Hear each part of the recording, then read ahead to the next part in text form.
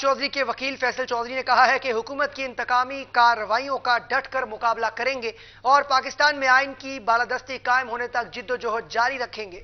PTI के रहनुमा फवाद चौधरी की अहलिया ने कहा है कि इस तरह के मुकदमात से हमारे हौसले पस्त नहीं होंगे। इस्लामाबाद अदालत के बाहर फैसल चौधरी और फवाद चौधरी की अहलिया ने रोज न्यूज के नुमाइंदे एजाज चौधरी से खुसूसी गुफ्तगू की है।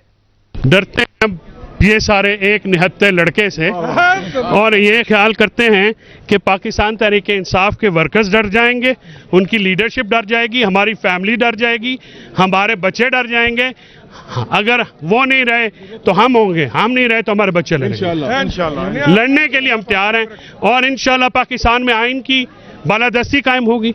जिस दिन आइन मुकम्मल तौर पर लागू हुआ उस दिन मैं अदालतों से ये तवक्को करता हूं कि वो अपनी आज़ादी के लिए फवाद साहब की आज़ादी को इंश्योर करेंगे, क्योंकि वकला की आज़ादी के बगैर आज़ादी अदालत का कोई था